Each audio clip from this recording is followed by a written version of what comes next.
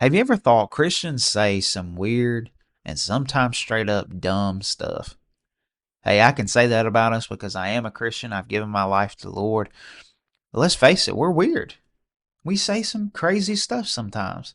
I know when I first got saved and joined the church that I noticed all the different, little things church people would say that were not a part of my normal vocabulary as an unsaved young man. Of course, my vocabulary was just, every third word was a cuss word, but nonetheless, Christians say some weird things. And I know you've heard some of these things before. How about, first of all, I'll pray about it. I'll pray about it.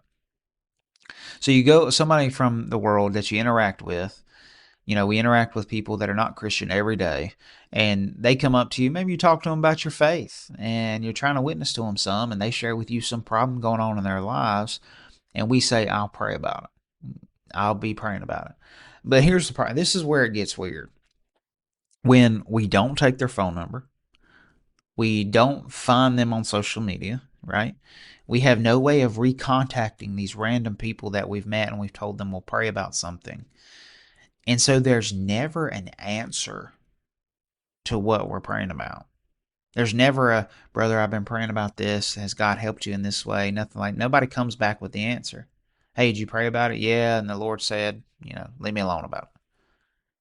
No, there's no answer. There's not even anything. I'll pray about it. I think to people of this world think they might be thinking he just don't want to talk about this.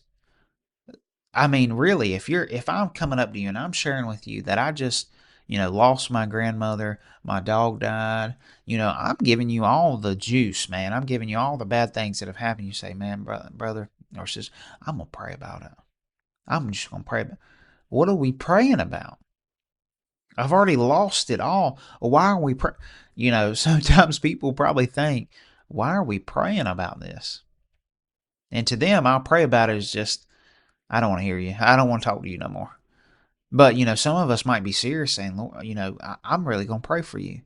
But you know what we got to stop doing? Stop disconnecting from those people. If we're going to pray for them, get their phone number, text them a week later and say, hey, I've been praying for you about this. How's it going? How about love on them? Love on them.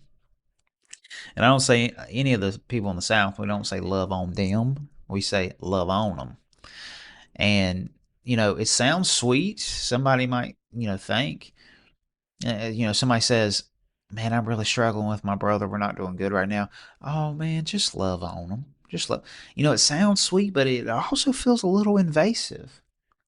Love on them. Let's just go love on them. What does that mean? Are we hugging or are we throwing hands? Are we bringing casseroles or are we poisoning them? What are we doing? Are we forming a small emotional support mob? What are we doing when we're loving on them? Like, I'm worried if we're going to, treat them good or are we about to tackle someone? How about God told me? This is the biggest one that people use in the church all the time. God told me. This is the ultimate trump card. And if you use this phrase, the Christians listening today will know this. If you use this phrase, it is divinely sent from God and it cannot be changed.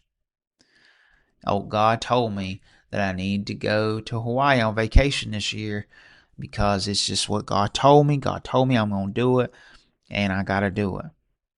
Oh, God told me that I've got to put new rims on my car. I've got to do it. You talking to this lost person and say, God told me. First of all, they're saying, well, why doesn't God speak to me like that? And how is it everything that you want is what God told you to do? And so, some of these questions are coming up in these people's mind. God told me to do it. Oh, God told me that, recently I heard on the news, God told this man apparently to kill someone. Really? Is that what the Bible says? That we should be just killing people? God told me. People use this all the time in church. I think people use this outside of the church as well. But it's the ultimate. If God tells them, if they use that phrase, you cannot go against it. Or you're Lucifer, man. You're Judas Iscariot. You can't go against that. God told me.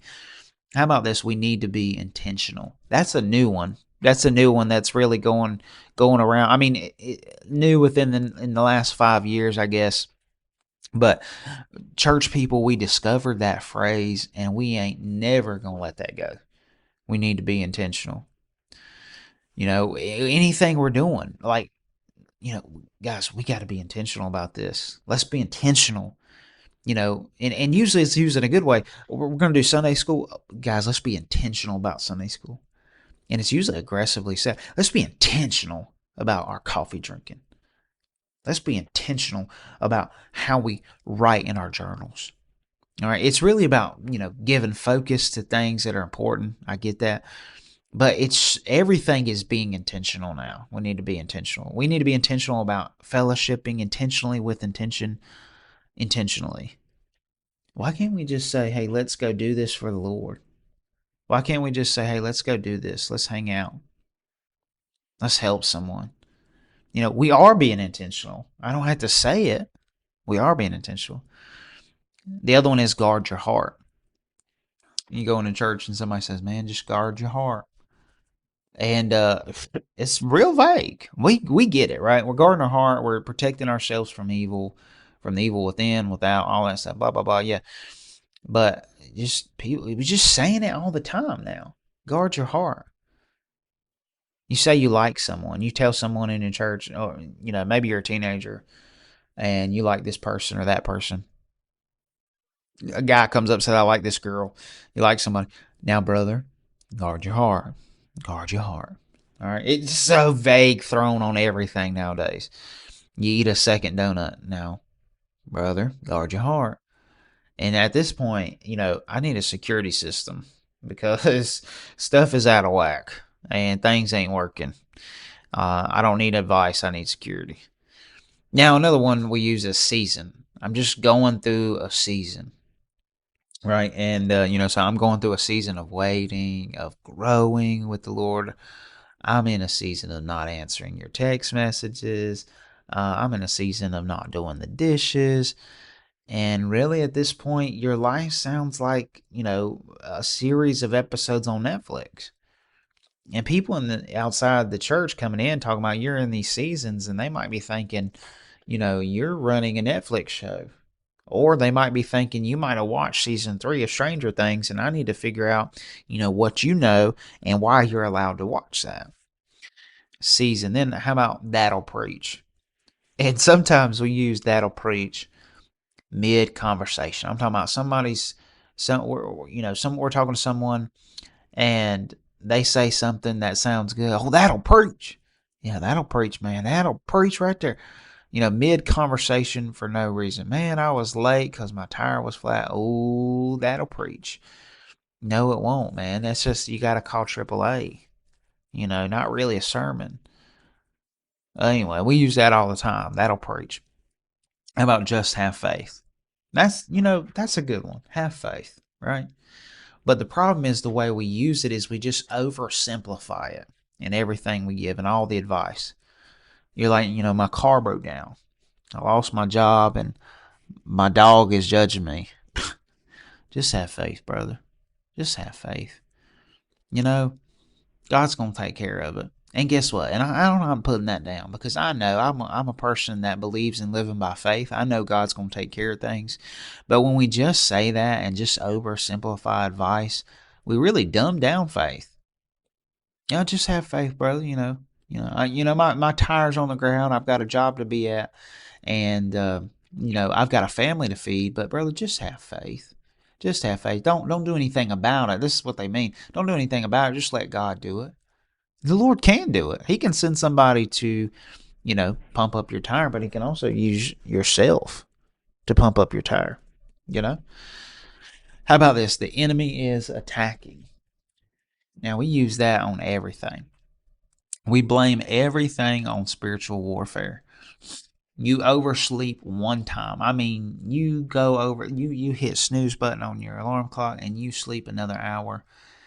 And man, the enemy is really fighting you today. Nope. Nope. That's not what happened. Nope. You know what happened? I was too tired and I didn't want to wake up. So I hit snooze and then I really didn't care if I woke up on time. or you went to bed too late. It could be a number of things, but not everything is the enemy attacking. But church people, we throw that up all the time. People are probably thinking, well, I probably made a bad decision. I don't know if somebody's attacking me. Nope, nope. The enemy's attacking. The devil's on your back. Sometimes it is our own faults. I hate to say it. It is our own faults that things happen. Sometimes we're just, even though we're church people, we're not very, Christ-like sometimes. But the enemy is attacking. Then let's do life together. It sounds deep, but it's just unclear sometimes when we're saying this. Let's do life together. Okay, are we starting a business? Are we raising kids? Are we sharing passwords to Disney Plus? Because last time you said that, I didn't hear from you for 3 months. So how are we doing life together? You just tell somebody, oh, brother, let's just do life together. Let's do it. Okay, what are we going to do? Let's start it up. All right? It's just so vague. So many things we say as Christians are weird. I'm just telling you we're weird, and people in this world think we're weird, but it's okay. We're peculiar, but we belong to the Lord, and God is blessed with our lives as long as we're living for Him and doing right. And we might be a little weird, um, but hey, we are blessed. Hope you enjoyed this episode. And hey, if you want to hear more stuff like this, let me know. Send me some silly topics. Let's talk about it. Just want to set off your day good. Hey, have a great day at work. And whatever you're doing today, try not to be weird. Be a little bit normal. You still represent Christ and the Lord, but just be normal. God bless y'all. Have a great day. You can be a strong Christian in 2026. Thank you all for listening. And I just want to tell you, stop listening to the devil. Stop listening to yourself and just be the Christian God wants you to be. Don't try to fit this imaginary mold. Just love God, follow His will, dive into His Word, and believe Him for great things. Hey, we're all human here, and I just want to encourage you today that you will make a mistake, but God still loves you. Fall on Him every time, and you will find Him faithful. Hey, continue to listen to the show. Continue to send in your topics. I love you all, and thank you for your support. And I pray that today you will go on in the power and strength of the God who created you. And if you're saved, the God who made you new. And if you're lost, I hope today you'll meet that person, that God that can make you brand new if you trust in Him. God bless you all. Have a great rest of your day.